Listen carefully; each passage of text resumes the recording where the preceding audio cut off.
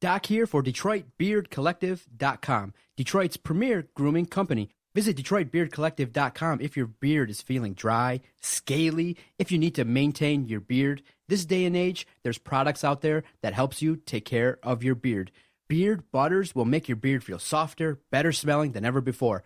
The Doc actually rocked a beard earlier this spring and summer, and I actually used the beard butter. And the first time I ever used a product to take care of my face like that, because, you know, I heard that Adam was into styling, and I'm like, you know what? Let me take care of myself and actually try this stuff out. So I went to DetroitBeardCollective.com and bought the beard butter. My face actually does feel smoother. I definitely checked out the products at the Detroit Beard Collective. They got great t-shirts, oils, the ultra popular Beard Crate, which is a wide assortment of a bunch of different Detroit Beard Collective products. So definitely support those who support us, DetroitBeardCollective.com. Hey, everybody, this is Freddie Cohen of ESPN Radio. When I'm not talking about breaking news or breaking news on ESPN Radio, I'm always a fan and listen to the Detroit Sports Podcast, and so should you.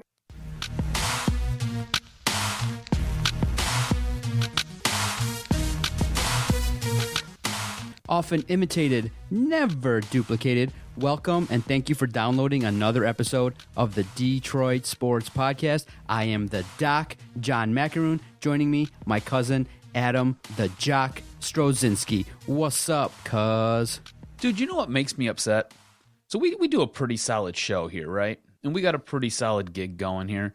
We put out 4 shows a week, and our reach is pretty big for just being 2 dudes who started in a basement sharing a microphone, essentially. So we've come a long way. We've done a lot of good things. I hate when haters just sit there and hate for no good reason. I was sitting there at work today talking to a guy. He was kind of asking me a few questions about kind of what we do. And I sat there and tried to explain to him how it kind of works. Mind you, I've given him the website numerous times to go check out. I was like, oh, go look at it. Let me know what you think. Tell me if you think it's good and what, this is kind of what we do, and this is what, I sound like, because he wanted to know kind of how I sounded. And he's sitting there, and he's just basically, every time I tell him something, he tries bashing it and just, like, smacking it back down. And I'm just like, what is your problem, dude? Like, you don't have to do anything with what I got going on here. And you do nothing. You add nothing to my show. You don't associate with me besides what I do for you, for your program. So why does this even bother you? Why do people always have to have a problem just to sit there and have a problem? I don't get it. Haters gonna hate, man. Haters gonna hate. So did he listen at all, or did you say, "Oh, podcasting's stupid," or was he talking about podcasting, or you in particular? He wasn't talking about me in particular. He was talking kind of about the Detroit Sports Podcast itself, and he was just sitting there. I really felt like he was just trying to throw shade on everything that we got going on. It's just I think he's in a bad spot where he's at right now, and just wasn't real happy. And I was just like, what we've done in a very short amount of time, we've got a pretty good reach. I was like, we're here, we're there, and there are certain things, there's certain schematics that we can pull up and that we can look and we can see where people are actually downloading and listening to our product from. And I was like, he's real big into like the armed forces and does different things with like the military and stuff like that. And I was like, for instance, the military, I was like, I know that there are hot spots that we have U.S. soldiers in and around. And I was like, I have a pretty solid network just from having buddies who have been in the armed services. So I can sit there and check and see where we're getting download action from. And I know through my network whether or not we have people stationed in certain areas. So I was like, yeah, I can kind of tell that, a lot of the people who are listening over there in the Middle East, listening in, like Korea, listening in China, Japan, those people are listening and they're generally part of the military. And he was like, well, can you prove that? I was like, can I sit there and give you a percentage of how many guys over there are actually listening to my show are in the military? No, I can't do that. But I know, it's like 2 and 2, right? So you have a group of friends who are stationed in Japan. They download your program, and it says that you've got, 17, 18, 25 clicks from one area of Japan. Just one area. My guess is those guys, and it all happens on the day right after we drop a show, right? Chances are those guys are military men that we sat there and we've either reached out to or that we have interactions with on some type of a social media network. I was like, it's all it is. And he was like, I was like, all right, dude. Like, I don't know why we're talking about this. Like, you need to go back on air. Like, let's just stop. I just don't understand why people have to be upset. I don't like haters. And the thing is, with Twitter and with social media, everyone feels comfortable just sharing their opinions freely. It kind of goes to now the ability to say and do whatever you want via social media because you don't have to face the person face to face. But he did, he may be in a situation where he maybe is a little bit jealous, or maybe, when people do hate, it's kind of a little bit, in my opinion, a little bit of jealousy, a little bit of maybe envy that you've done something that you're really passionate about and that you've gotten a big reach. Maybe he's had a failed project or two and is not happy in his life. But, for the haters, what a dick. Hey, too bad. We keep it moving, and we appreciate the hate. We know it helps us to kind of look at what people say, both positively and negatively. Adam and I try to keep each other's egos in check when possible, but you got to keep it moving, man. But I do have something I want to bring up regarding your Facebook. Is this you keeping me in check, keeping my ego in check? No, it's just an observation regarding what I've seen, because I scroll Twitter, I scroll Facebook, and so around the time after last week, you gave a shout out to your boy Bob, and hopefully the wedding went great. Yeah. So I see the picture first of you and your wife's lovely hands and the whole lovey-dovey, I love you. That's what my wife wanted. My wife, yes. Okay, yeah, so I saw that. Yeah. Then earlier today, I'm scrolling Facebook, and I see, cats. I see cats hugging and massaging. The one cat was rubbing the other cat's back. Okay, so I'm like, okay. And then I'm reading a post that you're shopping 5 hours for headphones and complaining. And then I read another post where you're like, man, I'm so disappointed in myself. I fell off the wagon of my diet. I'm like, is this Adam or what the hell's going on here? Your Facebook in the last week has taken a turn toward the feminine side. What's up with that, bro? It's my time of the month. Oh. No, I don't know, man. So have the Tigers made you really go away from sports completely? Just not completely. I'm waiting for football to come around. I can't handle the Tigers anymore. But yeah, okay, so we were at the wedding, and my wife gets real nostalgic because the wedding reception was the same exact place we had our wedding reception. So my wife wanted to go walk around the grounds real quick and take a couple pictures. And then we're sitting there, and she does this little thing with her little beaded bracelet, and she's like, take a picture of this with me. And I was like, I don't really want to do any of this stuff, but look, happy wife, happy life, right? That's something you taught me. Very true. So yes. Happy wife, happy life. So I take the picture with her. She tags me in it, and then she's like, did you even read what I posted? And I was like, I just skimmed it. I didn't really read it. I was like, oh, yeah, it's great. And she was like, what did it say? And I found 5 keywords in it. And she was like, you're a dick. And I was like, yeah, I know. It's cool. So she sits there, and I just write a little comment oh, I love you too, this, that, the other thing. And then I seen those stupid cats this morning, and I was sitting there trying to figure out what the hell was going on. Was the one trying to hump the other one? I wasn't really positive, but I knew that she would like it. So I tagged her in it. All right. And that's what you're referring to there. And then, yes, I'm trying to do that 21-day fixed diet with her because she wants to do the diet. What's the diet about? What are you doing? Are you drinking juices or cleansing? No. What are you doing? It's really weird, man. So basically, you sit there and you spend a fortune on Tupperware containers, and you're eating out of Tupperware containers. And that's what's going on right now. Oh, man. You're eating prepackaged stuff? No. Oh, no. It's not prepackaged. Oh, just you put... You have to measure everything out in Tupperware containers. So, I'm allowed... I measured everything out because I was like, how big are these containers? So I have to eat, 5 cups of vegetables a day. I've got to eat 5 6-ounce portions of protein a day. I've got to eat, I got to eat 3 8-ounce portions of fruit. And it just, it's... Why? Yeah. I'm trying to get in shape, man. I'm trying to get in shape. And the wife needs the support because she couldn't do a complete diet by herself. If she tried, she'd sit there and fall off the wagon. Like last night when we went to the movie theater and seen Ant-Man finally, and devoured 2 whole bags of popcorn and a package of M&Ms. So your cheat days are just epic. Just epic days, yeah. Oh but here's the wagon, and then I fell off and I tumbled about 35 feet back there. So yeah. Okay. Thanks for keeping me in check here. No. I was just I was looking. I'm like, man, what a week for Adam on Facebook. Yeah. I'm like, okay, what are we gonna see next? Hearts and happy in the relationship, is it time for poems for your wife or what's going on here? No. And then you know what? Here, this is what really made me mad. So my Monday started off so bad. I sat there. I got done with one of my shows at work. I set my headphones down, and I was getting everything ready for the show that I was going to do coming up because the way where I work, there's another guy who kind of comes in and does a 2-hour spot and doesn't need any assistance with it. So I just kind of hang out and I just do some paperwork and get other things ready for other shows. And if I have to do any production work, I do the production work then. So I set my headphones down. I was getting some of the paperwork ready and going through some different things. And you ever just have something that it's not expensive, it's not very good, but it's perfect. That's what these headphones were. I set them on the counter. They fell just right, and the ear snap. I have to use my backup headphones. I spent an entire afternoon hunting for headphones because I didn't feel like paying $150 for a pair of Beats because I think Beats are shit. I didn't want to pay $100 for another set of headphones that have amped up bass and amped up whatever because it's not needed. It distorts the actual sound quality. I didn't want them. So I was out there looking for a decent set of headphones. Couldn't find anything. Like a 3-hour adventure turned into a 5-hour adventure, and now I've got these really awful headphones that I'm wearing right now. Yeah. Well, why don't you just go with like broadcast quality headphones or like the Sony Professional that a lot of guys in town use? But why the difficulty? Like, what are you looking for in a set of headphones for you? What do you need? They have to be comfortable. Here's the thing: if you ever are in radio, you've ever done anything in radio, or you've done any type of production where you like sound production, you know that you need to be comfortable with these things on your ear. So you want something that's not going to get hot and sweaty. You want something with good sound quality. Like I said, I don't want anything with an amped up bass or an amped up treble or a lower treble because I need everything to pretty much be flat. I need to be able to hear it as it is so I can adjust levels and just do different things.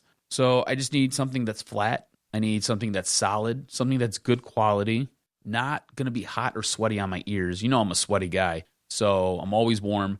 So I need them to be comfortable. I need to not want to rip those things off my head like I want to rip these off my head right now. We've only been doing the show for like 5 minutes. Gotcha. Yeah, Kenny, he came in and he wore them, and he was like, ooh, he's a sound guy, so he knows. He's like, there's a little difference here as opposed to what he's used to. So he's like, he's like, most people wouldn't notice, but he's like, I noticed 100%. So yeah, hopefully your search is fruitful and you find something. I love these Sonys. I love them. I like Bose too for like listening to podcasts and stuff. But yeah, good luck. Yeah, I know when you work in radio, you got to have nice cans, as they say. You know what? Everything out there now, it's all Bluetooth or wireless too. And it's like, no, I need a corded set of headphones that are solid. And I don't know. It's the way it is. Plus, I got really weird ears. They're not like normally shaped and they're small. So I need the headphones to kind of cover my small ears. All right, we're going to get to a lot on this podcast. We're going to talk about the Lions and the third preseason game. A lot of talk now.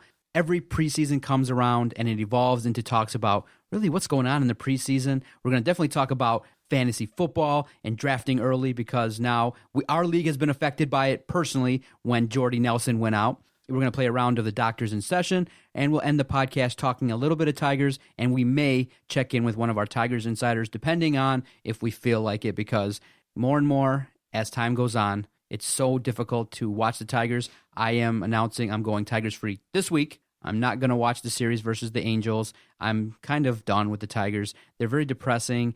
They win a couple, they lose a couple, and when they go south, it's horrible. And the storylines really aren't that positive. They're kind of all revolving around the same mess. So I'm kind of in the mood now to kind of distance ourselves from the Tigers and really look forward to stuff that's exciting and things that we're both passionate about: football, college football, and other news and notes for the podcast. You ready to kick this bad boy off? Dude, I've been waiting for this all week. So the Lions did not escape preseason game 2 without some minor nicks and bruises and things like that. And this week, kind of the storylines have revolved around some injuries for the Lions. And as a result, that ties into what should happen in the third preseason game. Kind of the rumors are Calvin's not going to play, which is, I think, a great decision. Keeping him off the field is a great idea. Doesn't need to play in the preseason. I think the expectation should be get everybody in, get some decent work, nice sweat, in and out. Matthew Stafford's done enough in the preseason. Is this your sex life or preseason? This is preseason. Oh, okay. In and out, quick. But some guys need to be evaluated further, and they might play into the second half. And the third preseason game is a game that they all say is the most similar game as a regular season game. So that and then we're playing Jacksonville, so it's not really appealing. But it's a nationally televised game. But my thoughts are the preseason is too long. I'm not into it. I know that it's to evaluate players, but I just want to get through this camp without big injuries. And right now, they're starting to kind of pick up a little bit in severity, too. Nada may not be ready. Kyle Van Noy might have a significant injury, which are keeping hush-hush. So right now, my thoughts on the preseason are, let's just get to the start of the season. Bro, first game's not till September 13th. I'm like, damn, I can't wait that long. It's already, we're only at August 25th or 26th, wherever this day is. I'm like, come on, man, I can't wait that long. It's a long-ass time to wait. It is. As far as the starters go, they really should only be in there for about a series or two. You don't need to see a whole lot of work for those guys. Jim Caldwell knows exactly who's his top 35 guys on his team are. He knows exactly who they are. There's not going to be much jostling around. However, your second tier guys, those are the guys that need to get the reps. Those are the guys that you need to see, and those are the guys that will be in there. So a guy like Dan Orlovsky, a guy like Kellen Moore, a guy like Zach Zenner, those guys, you need to see what they have. You got to see what they can bring.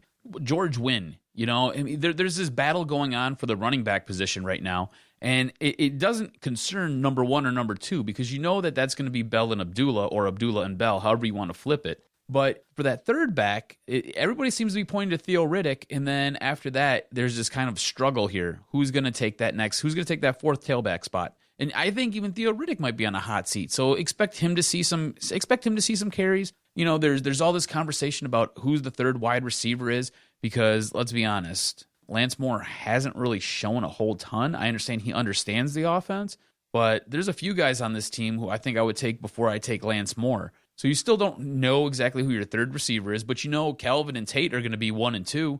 Any way you want to cut that up. You know what you got for cornerbacks. You know what you got for your safeties, but you need to see those second-tier guys, and those should be the guys who are playing the majority of the snaps. Expect your starters to play maybe 1, maybe 2 series. And in Calvin's case, he might never, ever play a preseason game ever again, and that's okay. Very much okay. And you start reading around, and the national talk is, this preseason's too long. 24 ACL injuries in the last 2 years. Every game that you see, you're starting to see some big names go down. And the biggest name that went down last week was Jordy Nelson.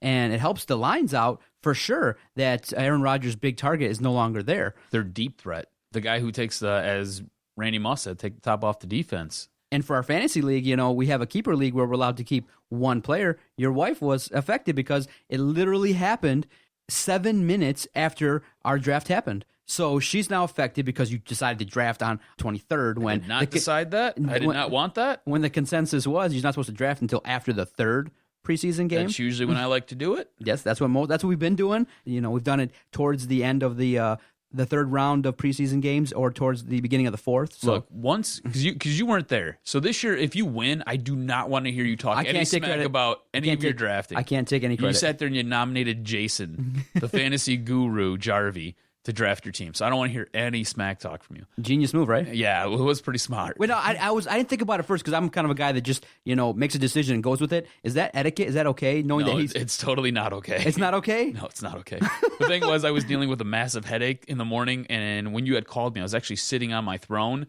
and I was like, what's up, dude? And you're like, you sound really bad. I'm like, yeah, what do you want? And you're like, so Jason's going to come draft for me. Is that okay? And I was just kind of like, whatever, dude. Oh, cool. Good. No, because you know what? I know that he has a little bit of knowledge above, most people, but, let's be honest, too. Jarvie ended up boning the entire league. Mainly me, because I was drafting 10th, and the way the draft snaked back down and the people who were kept as keepers, I went with Le'Veon Bell for my first round as my keeper because I drafted him in the second round last year. I would have got Jeremy Hill. See, I'd have had 2 stud running backs. See, I'm saying this with the God's honest truth. Mm-hmm. I'm a guy that likes to make other people happy, and if other people like something so much, I know that Jason loves fantasy. You just turn on the mics, and he can spill off a bunch of stats, and I know he likes drafting. So I figure, you know what?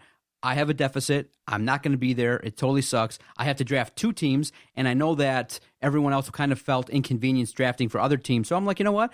He just did his radio show. Let him, go out, buy his house, and draft. So I'm like, boom, instant. He's like, okay, and it happened. So I won't take any credit. I'm probably not going to make all that many moves because I like my team. But he did you solid. And so game 1, I'm playing you. I know. How crazy is that? How did that work What kind of schedule is that? And then you put me in a division randomly with my wife. I swear to God. You had sent me like, do we have divisions? I said, no, not yet. Sat down, did divisions, and the way we did everything was we sat there, wrote all these names up, put them in a hat, and next thing you know, just pulled out all the names and set them up. And to be honest with you, we set it up. We had three piles of 4, and I was like, do we have 4 divisions or do we have 3 divisions? And I couldn't remember. And then looked. I was like, okay, so we have 4 divisions. So randomly pulled one name out from each pile because I hadn't even opened them yet to see who was where. Pulled one name out, and it so happened that the 3 people who weren't at the draft all got lumped into the same division. So it's you, your wife, and it's Jeff. That's craziness. All you guys. But yes, I agree with you. After the draft, after the news broke about Jordy Nelson, I went on a rant. I was like, this is why we don't draft early, because now you have one team that's already been hurt. And Jordy Nelson was taken. He was kept as a 4th-round keeper. So there's too much stock to draft early. This is fantasy talk, though. Why are we talking fantasy? We need to talk preseason here. Anyways, check out Jason Jarvie and the Fantasy Nerds show every Friday right here on Detroit Sports Podcast. Great show. Guy knows what he's talking about. He'll give you a lot of insight. But yeah, there's way too many games in the preseason. Absolutely way too many games in the preseason. And Dan Wetzel, if you look online, kind of started a discussion regarding what to do with the preseason. And you're not going to get any solution regarding cutting games out. It's going to be tough because it's about money. You're either looking at a 16 or an 18 games regular season is what it is. And talking to Jake Chapman one-on-one, he brought up a good point. Listening around town, they make great points. If you play 18 games, the injuries are going to go up. So I think you keep the season at 16 games and you look to potentially cut the preseason, or what you do is, Dan Wetzel wrote a great piece, and his idea was you still charge people to come, you still broadcast, but instead of broadcasting a quote-unquote game, you broadcast practices or role-play scenarios where you can have an audience, you can broadcast it, and the teams just put in like red zone defenses, red zone offenses. You can't tackle the quarterback, and you put on these certain practices with two teams, and they go at it in big situations, which is more entertaining, and it has a chance to be a little bit better than the product you see now. Because really, you get through the first quarter in a preseason game, and it's so dull and boring. It's a step slow, and I don't really want to evaluate third and fourth string potential guys. Yes, some may make the roster and some may have an impact, but by now, you're not seeing what all the teams have to offer. It's vanilla type stuff, and I'm not qualified enough to super evaluate all these guys that are out there. So for me, the preseason's dull. I haven't peeked in too much, but what I've seen with the starters, which I do look at, I'm happy with the Lions. But in my opinion, the preseason's too long, and I might start looking at alternative methods of presenting the preseason. And to maybe expand on what Dan Wetzel brought up in that article that you're talking about, or if you were to mandate that one NFL team has to sit there and meet up with 2 other teams over the course of the preseason, you play 2 regular preseason games, but they have to meet up and they have to do those scrimmages, and you televise and air those scrimmages, I think there's possibly a market there for that. Because, let's be honest, we watched guys running around in their underwear for an entire week straight. We watched 350-pound grown men run a 40 in 6 seconds because we have a sickness. So you mean to tell me that you're not going to watch guys who are trying to make a team or teams actually work on things that they're going to be doing in-game with in-game scenarios where they're sitting there going up against each other? You bet your bottom dollar you're going to watch that. You're just as sick as I am. Yeah. All of you are. And that's just the way it is. That's just how it is. So it'll be debated further. These injuries suck. So far, the big injury has avoided the Lions. A lot of tiny injuries. So far, so good. First couple games, the offenses look decent. The concern, though, the defense looked great against Washington, but Washington's line is horrid, and RG3 is an ineffective quarterback. There have been a little bit of signs that the defense can be gashed in the run game, and the pressure hasn't been as consistent as we'd like. But we still haven't seen the line fully with Nada. The defense still has some work to do to kind of get to where they need to be at midseason form. So the defense still has some question marks. The offense has looked decent. Ebron and Stafford have kind of gelled a little bit, despite the low production, like couple catches here and there for Ebron. The offense has I think Stafford's only thrown the ball like 10 or 12 times, though. Right, but he's been efficient. Yes. And we've seen Amir Abdullah, and we got a budding superstar. So things are looking promising. The word that we always want to use with the Lions is cautiously optimistic, although some fans potentially could be cautiously pessimistic, but I am thinking that right now, as we stand going into the third preseason game, I'm pretty happy, content with where the Lions are at. Yeah, I think there's been a lot on both sides of the ball. A lot of good, especially with that offense. The offense looks like it's finally kind of gelling. It's clicking. Like we said, Matthew Stafford's only thrown like 10 or 12 balls. He's been very efficient. It looks like the receiving corps has a good grasp of this offense now. It looks like we actually have a run game. I know Joique Bell hasn't suited up yet, and he's still nursing an injury, but Amir Abdullah looks like he's the real deal, so he's going to make me eat my words. I like what Zach Zenner brings. I don't know if he's going to make this team, but that's kind of where we're at now with this offense. You got a guy like Zach Zenner, an undrafted free agent who has come into this team and has put up really good numbers, really quality numbers, and has done a lot of good things, and you're pulling for him to possibly be your fourth-string running back. That says a lot of where we've been and where we've come to. And then on that defense, you're right. they look really porous in the run game, right? They don't have Haloti Ngata out there, and I know when Haloti Ngata gets out there, I'm going to guarantee it right now, he's going to make a world of difference for that defense. He's going to make a world of difference. He's like 350 pounds. The guy's like the size of 2 men. He's huge. He's huge. The only thing you got to worry about with Haloti Ngata is there might be a learning curve there, and this is why you'd like to see him in the preseason. He's going from a 3-4 to a 4-3, so it's a totally different scheme, and what he has to now do is totally different than what he did in Baltimore.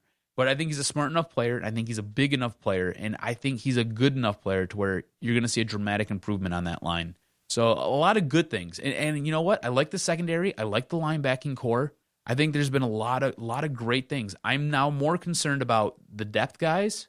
Who's out there, who's on this roster that's going to make an impact if somebody goes down. I mean, a guy like Tahir Whitehead, right? Going into last year, we didn't really expect anything from him. And Tulloch goes down. Next thing you know, Tahir Whitehead's in there and he's playing basically every game. And he looks good. Looks real good. And now he's your starting linebacker. So you need guys like that on this depth chart and on this roster. So that's kind of what I'm looking for, and that's really what I want to see. And I've got a small glimpse of that through the first two preseason games. Been real impressed with the offense, real impressed with the defense. The run game needs to get shored up, though. Here's the tough part and things I've heard and people talked about going into the third preseason game. The Lions are on national television tomorrow night on Friday versus Jacksonville. So you would expect that potentially the NFL might lean on the line and say, hey, keep Golden Tate out there maybe a little bit longer. Keep Ebron in there a little bit longer. Keep Abdullah in there for a couple more series than you want. If you start taking directives from the NFL, you're an idiot. Yeah, that's true. And Jim Caldwell, I think, is too smart of a man who, again, I think we were wrong on Jim Caldwell because when he got hired, we both went off on a rant about that. But if you take directives from the NFL, you're a boob. This is the same organization that left up an incriminating video that basically told players to get fall guys. So when you murder somebody like Aaron Hernandez, or you get caught selling dope like, I don't know, 9 out of every 10 NFL players, bad. You don't go to jail. You know what I'm saying? So you can't take any directives from the NFL. They're a bunch of idiots. I just don't want that one extra play to cost the Lions or that one extra series to cause that big injury. And it's versus Jacksonville. You would expect that they're going to play significantly better than Jacksonville because they've struggled for so long. I just want the starters to get in there, get their work done, and get out quickly. It's a nationally televised game. I know that everyone's excited. It's the game that everyone looks forward to, the third preseason game, to really kind of hone in on what this team can do. I just want to make sure my expectations are walk away healthy, don't show too much, and just be efficient. And like I said, I don't want to see any major injuries that could affect this team because that first game versus San Diego is going to be super tough on the road, September 13th, 4 o'clock Eastern. We have to have all the pieces in place to have success, and that's a marquee game. That's a game we got to get off to a great start. I know it's only one game, but if we get that win, that looks well and will shape up for the Lions to have a good season. So just get out of the game injury-free, relax, don't do too much, all will be good. And I'm hoping, I'm not going to probably even tune into all that much of it. It's my wedding anniversary, so I got to kind of do the whole sneak the phone on the side kind of thing to check in. So I'll get the report from you, and I'm hoping, like I said, that they play well, that is nothing too significant that comes up. And speaking of Jim Caldwell, that's still to be determined because we all know he can get a team to the playoffs.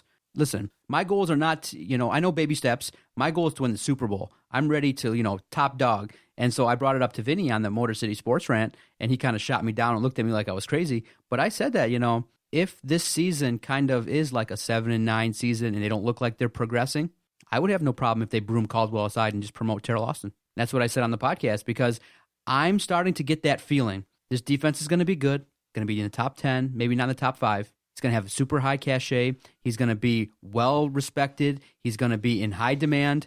And my thinking is, why not? Why not take a chance on a defensive guy and a guy that has a lot of potential? So my thinking was last week in preparing for that podcast last weekend, you know what? I know what Caldwell is. He's the model of consistency. He's what the organization needs. But I'm always thinking outside the box. I'm thinking, how do I get my Lions one playoff win in my lifetime? Which is, I can't believe it, sitting in my mid-30s. They only got one playoff win. If you got a guy that could build a defense and can be thinking outside the box and can consistently do some damage, promote him. What the hell? At 7-9, it would really depend on how that season played out. Because I think Jim Caldwell, at this point, he has the command of that locker room. And those guys would run through a wall for him. with Terrell Austin, I know that they like him. And by all accounts, all the players on that defense love him and back him up. But I'm not sure if he's going to be able to command a room like Jim Caldwell can. Jim Caldwell has a firm grasp on what goes on in and around that team. So it's totally different when it changes hands. And I'm not sure if I'm ready to do that. It would have to be a disaster 7-9 season. Like, it would just have to come unraveled like Jim Schwartz final season here. It would just have to be just implosion. Because I'm familiar with the term Lions luck. And so if he's promoted, then of course he would struggle here. And then if he goes somewhere else, he'll have success and be a perennial playoff win. And I think that might be the final straw for me, is if we have a guy here in Austin and he gets like 2 or 3 playoff wins faster than we get our first. This season this season is a big monumental turning point for this organization. You got your guy, Jim Caldwell. You've got now your system in place. You've got talent. You got to do something. And so that's why this season is going to be heightened, in my opinion. I want to see progress. We have to have a playoff win. For those out there that say, oh, this season doesn't have to end in them getting into the playoffs if they're like 8-8 or 9-7 and just miss out. No, man.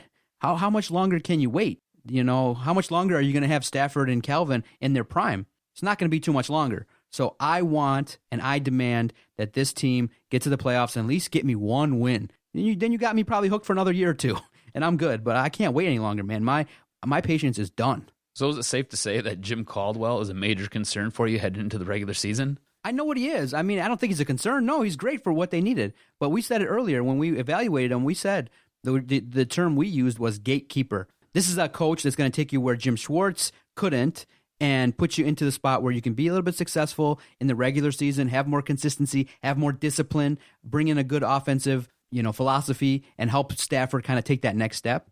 But the question mark for Caldwell is not, is he a good coach? The question is, in the crunch time, in the playoffs, when you have to make that minor adjustment, when you got to make that one next level move, can he make it? And so far, in Indianapolis and Detroit, hasn't happened. So can he be a good coach? Can he become a great coach is what you're asking? Yeah. Can he become a great coach? And if he does it here, all credit to him. I'm just not so sure just yet. I think status quo, first round playoff exit, or maybe not even get to the playoffs. So do you have any major concerns heading into the regular season then?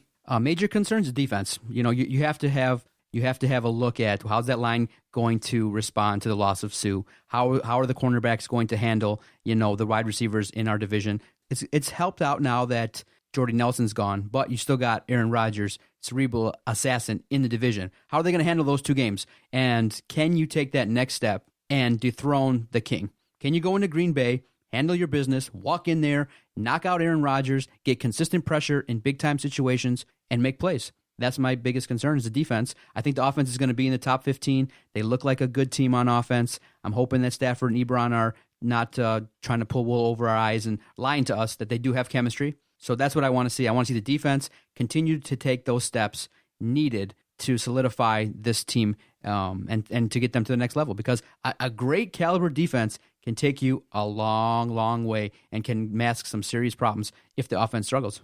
I think health is probably a bigger issue than maybe that. But defense. There's more depth. There's more depth, they say, across the board. There is, but you got the guy who they're tagging as their number one running back in Joik Bell. He's still rehabbing. You got your big run-stopping defensive lineman, Haloti Ngata, on the mend. You got Karan Reed, who was supposed to be your other guy to side next to Haloti Ngata. Everybody was really high on him coming into camp. And now you got Larry Warford on the mend. Van Noy, you have no idea. He's just question marks all around. Can he play? Is he hurt? What hurts? What's going on with him? So I think health, getting into that regular season, heading into that regular season, if you can get Ngata back at 100%, if you can get Bell back at 100%, if you get Karan Reed at 100% and Larry Warford at, we'll say 97%, then we're on the right track. I think everything will move smoothly, at least for the first 4 weeks. The Lions play their third preseason game versus Jacksonville, nationally televised game. Let's just hope everything goes smooth and we can walk away and talk on the next podcast about the wash that's going to be the fourth preseason game and getting into looking at, can we defeat San Diego on the road? September 13th is a long way away. Can't wait. You and I are both ready to talk about football each and every week, looking at our Lions and taking this journey. The up and down journey, we'll be here each and every week, breaking down the Lions and looking at what we're going to do. And if you want, our complete archive of the Detroit Sports Podcast is available on YouTube. So if you want to see how we broke down the Lions the last 2 years, the ups, the downs, the hiring of Caldwell, the firing of Schwartz, the big-time games, the disaster that was the playoff game versus Dallas, check out our YouTube page. We started archiving it around episode 29 when we started getting our rhythm, taking better guests, taking phone calls. So complete archive available 24/7 on YouTube. I might go back and look at some things that we said during the past Lions seasons. All right, let's take a quick break. We'll come back. We're going to play a round of The Doctor is in Session. Jock has 3 great questions, maybe more, lined up, and I'm ready to sit in the chair, take the throne, and give my great sports opinion. Yes, I am the voice that you heard on Detroit Sports 105.1, The Doc, breaking it down, talking about mental health. That was me. And I thank you for listening and downloading that podcast too. Stay with us. Doc and Jock, episode 107, DetroitSportsPodcast.com. Doc and Jock here for Fanatic U. If you're looking for some sweet sports swag and you love your Detroit teams, and I mean you really love your Detroit teams, you got to check out FanaticU.com. Check out FanaticU.com, use promo code DSP, save 15% even off the clearance items, and get the coolest gear out there and rock your Red Wings shirt, rock your Lions shirt, rock your Old English D to the Tiger games, rock your Piston apparel, wear it till the wheels fall off. Michigan State, you know what? They got it too. Check out Fanatic U. They have 6 locations all over Metro Detroit. Check them out, FanaticU.com.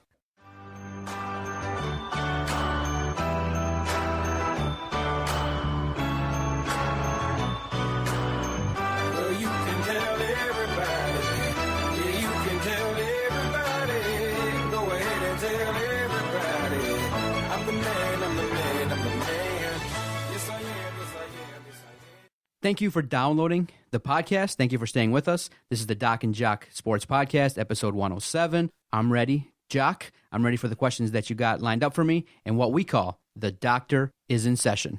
But to be the man, you gotta beat the man. And I'm saying, woo, right here. I'm the man. Woo! Ah, the king of the couch. Here we go. What are your thoughts on Chris Carter and what he said about having a fall guy in your group at the 2014 Rookie Symposium? Cuz, am I missing something? Do people not know when the red light's on? Like, I know when I Periscope you, I say, cuz, we're going to Periscope. And did I, notify? I think I notify you. Maybe it's implicit or that you know that if I put the camera on you and you're going to go out to, our Twitter audience at Detroit Podcast, that you need to kind of watch what you say. Right? You know that, right? I don't have to tell you. I put the camera on. I'm taking a video of you. You're broadcasting live to the Periscope universe. And so far, so good. In the 10 videos you have done, haven't had to edit you, haven't had to have a talk with you, haven't had to sit you in the office and be like, yo, what's going on? I don't understand in this day and age, really, why people are having such difficulty managing when that red light's on. The red light's on.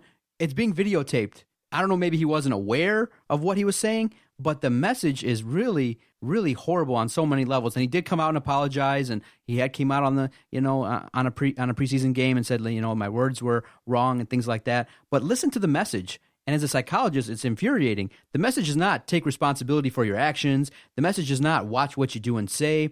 The message is not be a respectful member of the community. You need to be a proud man. You need to reflect your community, the standards that your parents held up. That wasn't said. The message that was sent was, do your thing, have a good time, and if you get caught, have someone else take the blame for it. Come on now. What kind of message is that sending? The message is like, oh, athletes are going to be athletes. Athletes are going to do and say whatever they're going to do. Just don't get caught. Or if you get caught, have one of your boys take the fall for you. I don't understand how a person thinks like that. And second of all, what would it take to be a fall guy? Like, would I want to be that desperate and that hungry for money that I want to be in someone's entourage that bad that I take the fall? Now, I did post a question.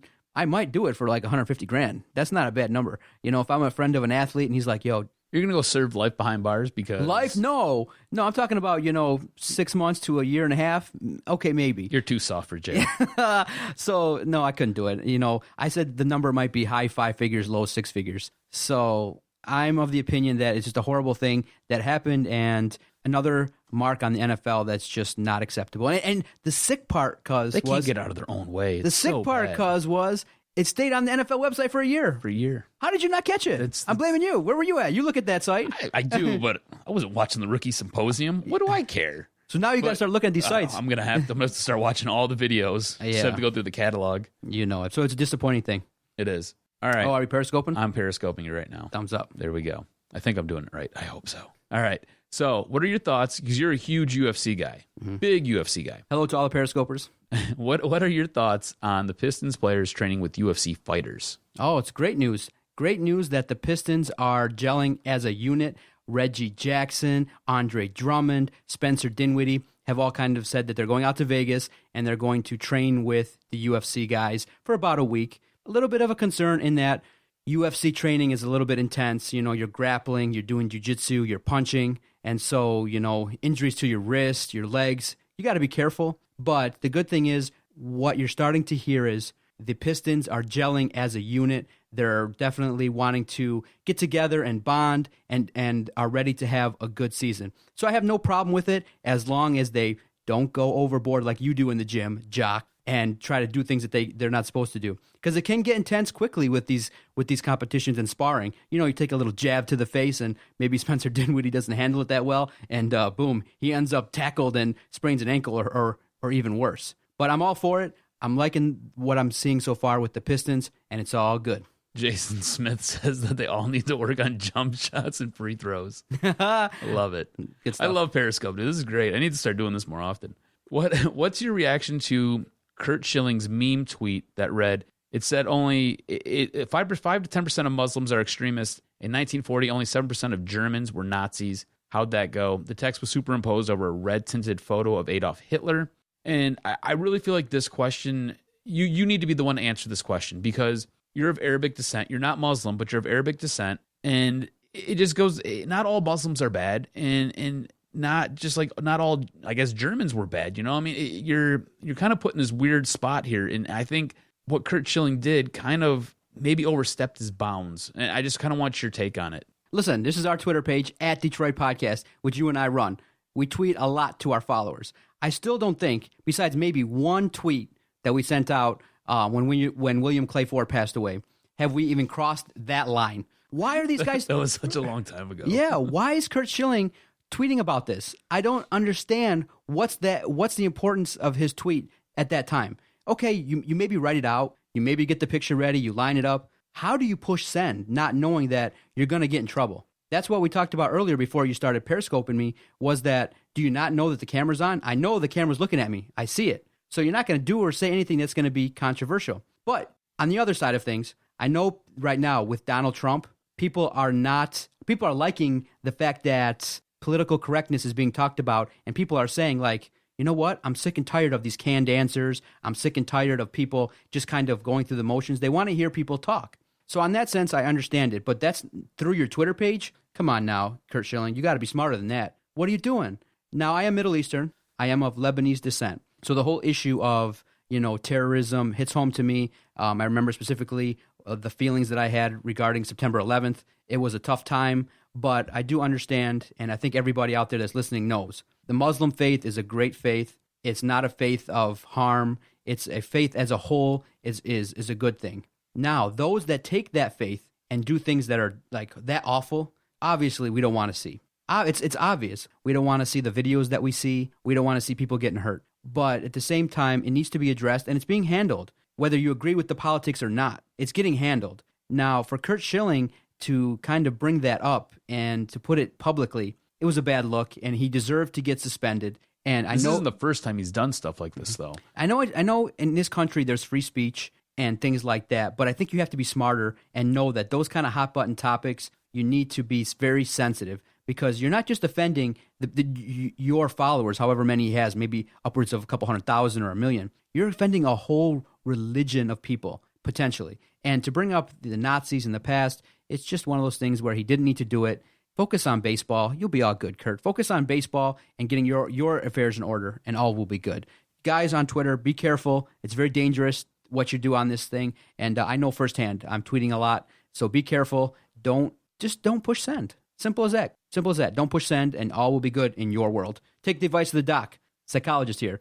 Don't push send, or really think about what you're going to put out there to the people, because there's, it stays forever. Someone can screen grab it and share it with anybody at any time. So just be careful when you tweet out there. Do you think ESPN maybe should have suspended him, maybe increased it, possibly been a little bit harder with their punishment on him? I mean, he's come out and he's totally accepted responsibility of it, saying that, hey, I've got to be better and I got to think before I do things. Mm-hmm. But like I said, this isn't the first time Curt Schilling has got himself in some hot water doing things over social media. Yeah, it's a fine line. That's why, ESPN is kind of, a little bit to blame for all this. They promote people saying and having strong opinions, but when you cross that line and it goes to offending people, then they take action. No, I think the suspension was fine. I think he'll learn from it, and we all make mistakes, so that's what happens. All right, well, that's all I got for Doc's in session. Good job. Yes, sir. You look stunning. Yes, sir. The glare off the top of your forehead looks stunning, but you're sexy, man, so it works out. Good Periscope, job. Thank you. Appreciate it. Hearts.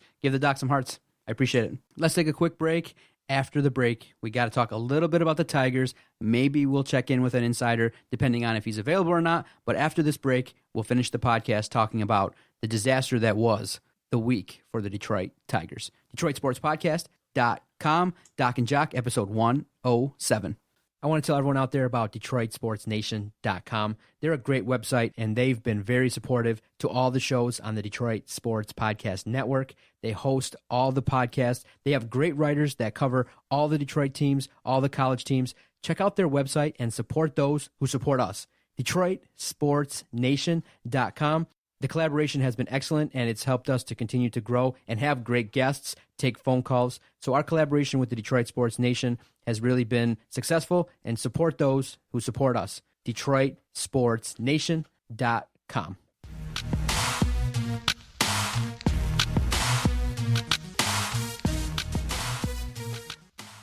Welcome back. Thank you for listening and downloading and sharing this podcast with a friend. We have started to build our reach, and Adam and I are definitely trying super hard to continue to provide great content, and we greatly appreciate all the support by those that are going to our website, DetroitSportsPodcast.com, downloading this podcast on iTunes, Detroit Sports Nation, Stitcher, Podomatic, Podbay, anywhere at all. If you search Detroit Sports Podcast, you can find us. And your support helps us to continue to provide these great podcasts, and we're definitely looking to potentially roll out more. We're doing potentially 4 to 5 podcasts a week, and we absolutely love what we're doing here. We're growing this thing organically, and 2.5 years into it, we're loving what we've been seeing. So this season, for the Detroit Tigers, has come to a head, and great disappointment is the best way to put it. The Tigers aren't playing that well. You'd like to see the Tigers maybe show a little bit of spark for their manager, for themselves, but, again, the pitching is awful. Gave up 10 runs Monday versus Cincinnati. That probably was it for me. I turned it off and started watching wrestling, which Monday Night Raw was awesome. I'm not going to lie, I was pumped up. It was the Monday show after SummerSlam. Whew, they put on a great show. Dudley Boys and Sting came back. Did you see that Taker collapsed on his way out of the ring? SummerSlam was crazy. SummerSlam was great. Well, it's like 100 anyway. You think the preseason's too long. When you're wrestling at 55, dude, that's weird. So but I think for me, I'm now joining you guys. I'm not playing video games or watching movies, but I'm going to turn my attention to different sports. Just watch NFL Network, double down on researching Michigan State and Michigan, maybe reading some more books, maybe pick up that John U. Bacon book when it comes out. But I think I'm going to divert my attention from, I've watched, 125 plus games this year. I've had enough. Whatever happens. I'm out. Yeah, they're a hard watch. And the thing, I sat there, I was up on Tuesday night. I got home from the movies, and I sat there, turned the game on, and they made it interesting. They make it just interesting enough to where it becomes hard for you to shut it off. I wanted to shut it off. I wanted to go to bed so bad. But they sat there, they pushed 2 runs across in the 6th, they pushed 1 across in the 7th. In the 8th, they had 2 men on, and Victor was at the plate. And what better situation do you want there? And he hits a dribbler down the first baseline, out. 9th inning comes up, and basically it was a 1-2-3 inning. So they make it just interesting enough and just gut-wrenching enough to where you got to watch and you got to see your heart get ripped out. Is this season more disappointing than the season with Leland, I think in 2012 or 2011, where they didn't make the playoffs? I know that maybe it was 2010, but the season where they didn't make the playoffs and they started off well, but then they kind of tapered off. I think this season is very disappointing because of the expectations. Yeah, exactly. It's all about where you expect the team to be and where you expect the team to finish, right? And we expected that team to make the playoffs, and we expected that team to compete for a World Series. But this season, with looking at what we had going into it, I mean, you had the best left-handed pitcher in the game on your team, in your starting rotation. We all expected Justin Verlander to come back and be healthy. You expected a really good season out of Anibal Sanchez. And you were hoping to get, I mean, especially with the way they started, Alfredo Simon and Shane Green, the way they started, I mean, geez, oh, Pete's. Those guys were like the best guys in our roster the first, 3 weeks of the season? I mean, yeah, the way this season started, definitely. I think this is a little bit more crushing. And now it's just frustrating because you see what they've done. They've had to trade off commodities to get other things in.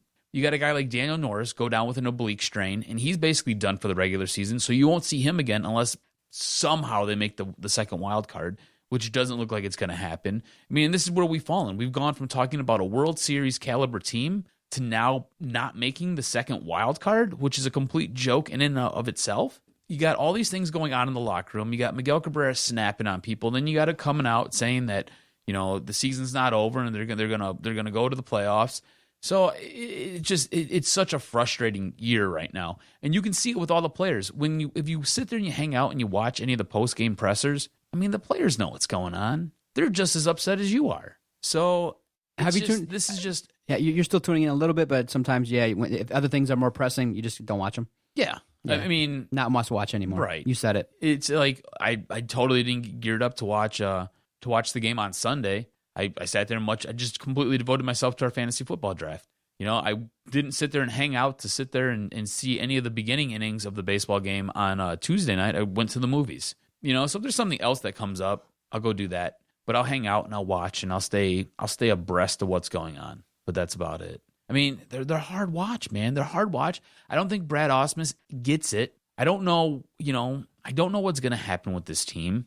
I'd like to come on the air and be able to tell you guys, hey, Brad Ausmus is going out. This is the guy they're probably going to bring in, and expect Miguel Cabrera to, I don't know, hit 375 next year. I'd love to come on here and be able to tell you that, but I have no idea. I don't even know if Mr. Illich knows what he wants to do. I have no idea what Avila? We don't even know what his name is anymore. I've heard it said so many different ways, and by himself even. It's confusing. You don't know what he wants to do. You don't know what direction this team's going to go in. I mean, this is probably the hardest part of the sports calendar because your baseball team is now essentially out of it. You got 2 weeks till football comes around, and you're doing everything in your power to get to that first week of college football because at that point, it's a little bit of a release. You're like, oh, God, thank you, something we can watch. And Michigan's got to go to Utah. Hopefully they don't get smoked. Michigan State's got Western, so it's just we got to get to there, and this is just really hard. It's like dragging a dead body 900 feet in a fire while the house is collapsing down around you and the floor is breaking underneath you.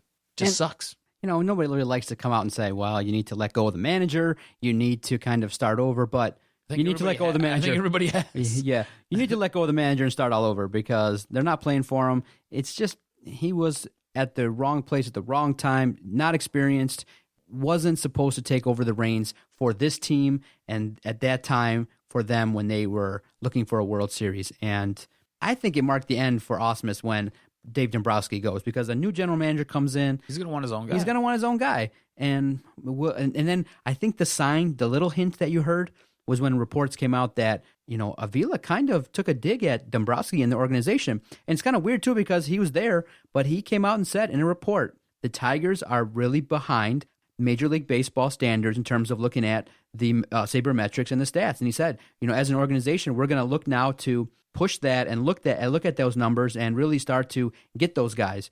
And I kind of read it a couple different ways. I looked at it as kind of saying, maybe we're going to start looking for guys that have more tools that we can get cheaper. And I also looked at it as, you need to have sabermetrics are important. And if you have a couple guys that are, math whizzes and can tell you this is the guy you want and have managers on the bench, because that Gene Lamont don't know the difference between WAR and whips and all that. He don't know jack. He don't even know to tell Brad Ausmus to not pitch to Altuve.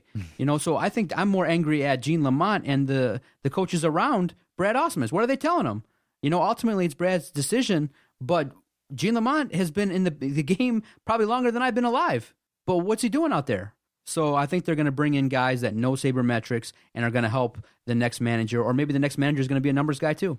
And that's what's needed. And so Osmus, I think, is on his way out. And how bad is this, right? Because there was a guy out there that you could have went and got. He's now coaching the Chicago Cubs.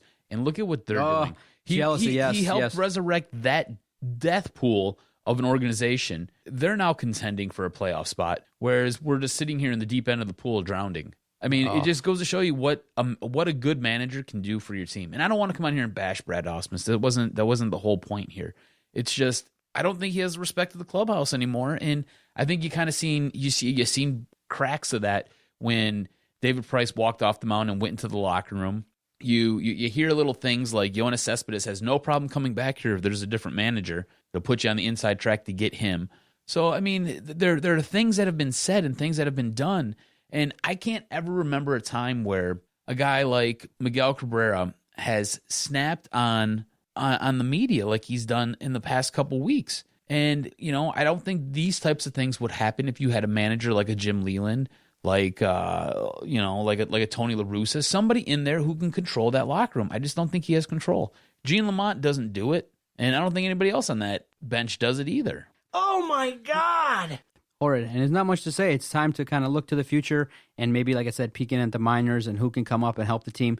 I know that they're high on some guys in the minors, and the pitching, they're definitely high on Daniel Norris and Matt Boyd. We got a glimpse, a couple games, but since then, their games that they've pitched since haven't been that great. Don't you feel like they should be in the minors working on things? Yeah, they should be. I feel like, again, this is same old hat for the Detroit Tigers. Hey, we got a really stud pitcher. Let's rush him up. Let's throw him right in the majors and let's see what he can do. Only to sit there and watch the guy get batted around the park. You did it with Verlander. You did it with Porcello. You did it with Smiley. You did it with all these guys who you brought up. And all it does, it's great that Verlander won a Cy Young, but Verlander has never learned how to pitch. All he is a thrower. There's a difference. It's a great thing that Daniel Norris didn't come here to start because he's got 4 or 5 pitches that he likes to work with, but I don't think he has the complete mastery of them. I think you send him down to the minors and you let him work on that craft a little bit. Okay, maybe I fibbed a little bit. Look who we got upcoming. We got a quick two-game set, Friday and Saturday versus Toronto. That could be interesting. I think Friday night's game, I think is the game where David Price comes back. I think Friday night's game, the 28th, is when David Price pitches versus the Tigers, or the Saturday game. I'm pretty certain I read that if it all works out, maybe David Price is pitching against us. So look for that, potentially. And then a couple days off for the Labor Day break, then a 3-game set on the road versus Kansas City. So maybe maybe I fibbed a little bit. Maybe I'll peek in to see how bad it gets, because I would say one win is a stretch in there. Yeah, that's going to be brutal. I mean, you're playing Toronto and KC. You got to go play KC. Yeah, those are 5 rough games. It's not looking good, man. You got Simon giving up. Simon was tough. I was going to say, dude, the best pitcher you got taking the mound right now, win-loss record-wise, is Alfredo Simon. Come on now. Yeah. It's not good. One glimmer of hope, maybe to end our Tiger talk before we talk to Jeff Deacon from DetroitSportsNation.com, our Tigers insider.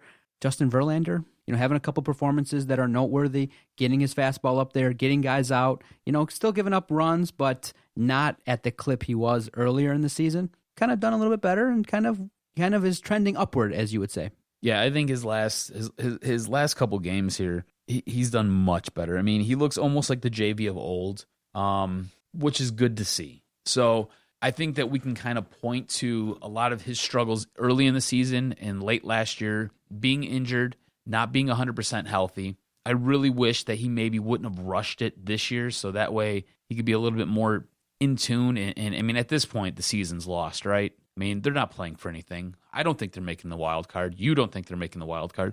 I don't think half the guys in that locker room believe they're making the wild card.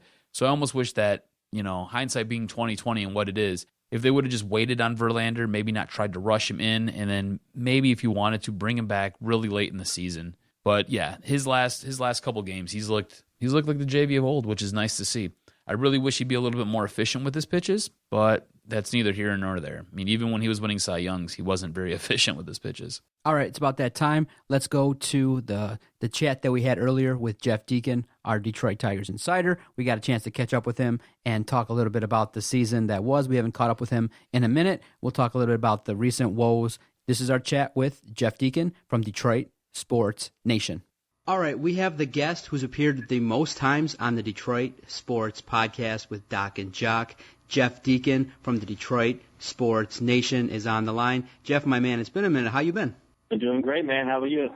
Oh, man, we've had a great summer. Things are picking up with the podcast. We've enjoyed our relationship with the Detroit Sports Nation. We're rolling out 3-4 podcasts a week, a couple of special interviews now and then with the guys around town. So the podcast has been going great. Everything's been going good. No complaints except for the Tigers. Yeah, Tigers are not looking too hot right now, are they?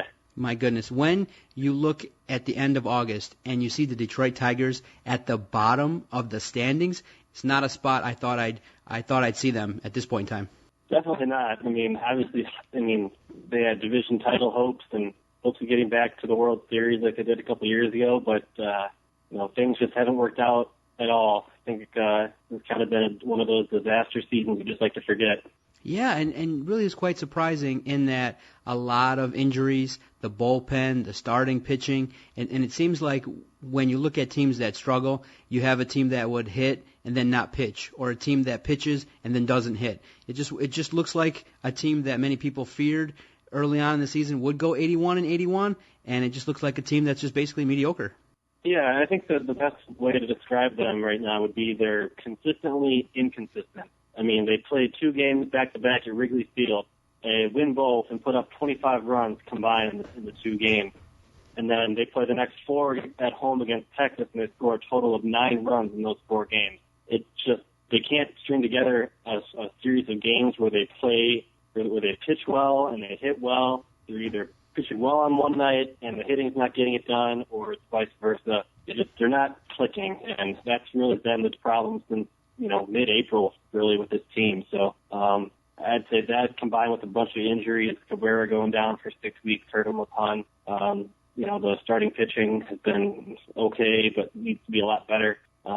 Overall, they just need it's just been a rough year, and I'm thinking the guys are in need of the off season as of the fans. Yeah, when you look at things, we kind of have been questioning as to why this team has struggled. And one key point that Adam and I have talked about, and some callers have talked about, and people that have written blogs, is the question of leadership on this team. I mean, from the manager to Miguel Cabrera, you have situations where we've seen, Miguel Cabrera kind of maybe spout off to the media. He's not available consistently to talk to the media. And from time to time, when things get a little bit rocky, then he comes out and kind of says the season's not over. But I don't think that this team has strong leadership on this squad at all. Oh, I don't know about that. I think Cabrera's been a fine leader for this team, ever since he really got here. The problem is he went down for six weeks, and when you're not a part of the team for that amount of time, you're not going to be around the ball club. Maybe you're getting training, or you're seeing the trainers, or you're getting some rehab or whatever. But he wasn't there. When you're injured like that, you're not around the team as much. So the Tigers have a roster that should be able, even with Cabrera going down, they have leaders on that team. Justin Verlander, Victor Martinez, there's a couple guys, Anibal Sanchez. Those guys have been around the block. Guys like Ian Kinsler. I mean, they have the leadership on the team, but it's just not all coming together. And maybe there's too many egos in the locker room, but on paper you would think that those guys would form a pretty solid leadership core for the younger crowd, but it just hasn't gotten done. Now tonight the Tigers are playing the Angels, and it looks like Justin Verlander is going to have another great pitching performance under his belt. He's strung together quite a few now great pitching performances. Are we starting to see now Justin Verlander turn the corner and start to look like the JV of old? Absolutely. He's been phenomenal in his past, I'd say, half a dozen starts or so. He hasn't gotten the run support. That's been well documented, but he's been absolutely great for this team down the stretch. They just haven't gotten any offense from him. You can see his velocity is coming back, and I think his confidence is coming back as well. You can see it. I'm just watching the game right as you are right now, and he's got that look in his eye when he walks off the mound. It looks like the JV of old, so that's definitely refreshing to see, and good for the Tigers moving forward. Maybe that'll help next year in terms of helping the upper management decide what to do in terms of free agents that we're going to bring in. Now, you've peeked in and seen what Daniel Norris and Boyd have done in their early starts. Unfortunately, Norris is, out with a significant injury. But Are you confident that these two guys could potentially be long-term starters and contributors for this team? Oh, I think Daniel Norris definitely has potential too. I don't think I've seen enough of Matt Boyd to definitively say that he's major league ready or not. I think that Norris definitely is major league ready, and he'll be one of the starters next year. So in free agency, the Tigers do have to go out and get 2 or 3 new starters. But for what they got in return for David Price and Jonas Cespedes and Joakim Soria, they definitely have replenished the minor league system, and their pitching staff looks a lot better than it did. So Tigers fans should have that to look forward to for many years to come. Jeff Deacon, DetroitSportsNation.com editor and writer. Now, what a weird couple weeks it's been for Major League Baseball. We've seen now multiple incidents of fans getting hurt in the stands, getting hit by bats, baseballs, and for the Detroit Tigers, 2 incidents of fans in the last 10 days getting hurt. And that has sparked talk about putting up nets, extending the nets for these ballparks. Your thoughts and reactions to kind of this increased rash of injuries for fans in ballparks? I think the days are numbered where we're going to see, or we're not going to be able to see the netting behind the plate. It's going to happen, whether fans like it or not. They're going to have to put in increased security or increased safety measures behind the dugout. The balls are coming off that bat way too fast, and we've already seen a couple incidents in Detroit in the past week, and we had an incident earlier this year in Boston where a woman got hit by a flying bat. I mean, what's it really going to take for baseball to say, okay, we really have a problem? Fans are getting hit and injured, and it's not a good look when your fans are being carted off to the hospital more than your players are. So I think it's only a matter of time. It's going to happen. It happened in the NHL, and what it took the NHL is, tragically someone died and lost their life in Columbus many years ago, and that's why we have the netting behind the goal. Behind the goals in the NHL. People hated that at first, and you don't hear a whisper about it now. So it's going to take, what's it going to have to take? Someone going to have to die at a baseball game or what? Because right now it's an epidemic in baseball. It's not a good look for baseball, and legally, I can't imagine that. I'm sure there are some lawsuits that are probably going to be filed on behalf of these poor people getting hit. So I definitely think you're going to be seeing that behind the dugout in the next year or two. Yeah, did you know the stat? Roughly 1,200 fans are injured in ballparks by baseballs, foul balls, bats, things like that. That's a staggering number. Oh yeah, it's inexcusable. I mean, baseball needs to look at that and say, what can we do to fix this? Our fans should not have to worry about paying attention for every single pitch. And that's the most common argument I've heard is put down your cell phone or put down this or pay attention. Honestly, if you're sitting behind the dugout at a baseball game, are you paying attention to every single pitch? No. You're getting up to go to the bathroom. You're getting up to get a hot dog. You're looking at your buddy. You're just having a conversation with somebody else. You're not paying attention for every single pitch. And it's not realistic to ask your fans to constantly stare at the pitcher and the catcher during the course of a 9-inning game that can take more than 3 hours to finish. So let's be real here. Put some safety, nets behind the dugout and prevent your fans, the most probably important assets other than your players, from getting hurt, because this is just inexcusable and baseball needs to do something about it. All right, Jeff. Now, as we speak, we're recording this on Wednesday evening. I just got the notification from the Bleacher Report. Justin Verlander is throwing a no-hitter through 7 innings, 85 pitches, and so as we record this, you're going to call your shot? Is Justin Verlander going to get a no-hitter by the time this thing airs? Oh, man. You just jinxed it. Oh, man. You know what? Why not? I think he does it. It's been a while for him, and it looks like he's been getting the calls tonight, and he has great control. Why the hell not? I'll say he completes it. He's got, another 6 outs to go, so let's all tune in, and, oh, man, that'd be something if he did, wouldn't it? My goodness, that'd be good stuff. All right, Jeff Deacon, DetroitSportsNation.com, managing editor for the Tigers, and he's a great writer for DetroitSportsNation.com. You've been having yourself a good summer? Absolutely, man.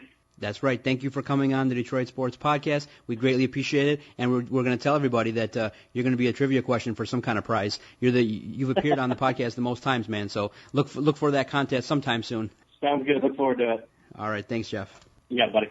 Always good stuff from Jeff Deacon. Always check out the writers from DetroitSportsNation.com. We love our collaboration with them, and that's why. We get a chance to chat with their writers, get some insight regarding the Tigers, Wings, Pistons, Lions, whenever we can.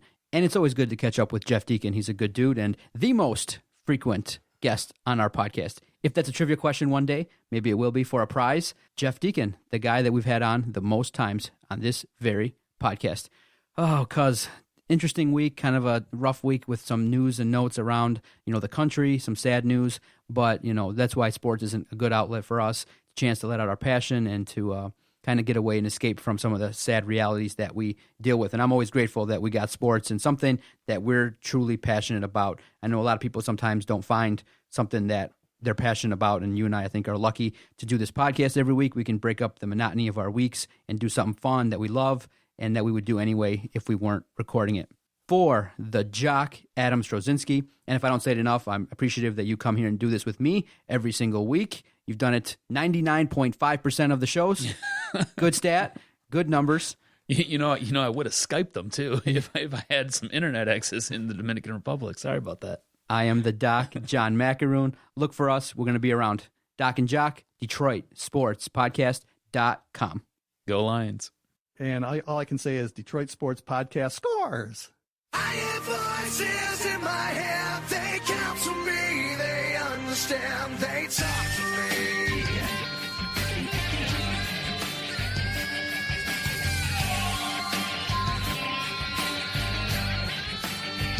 They talk to me.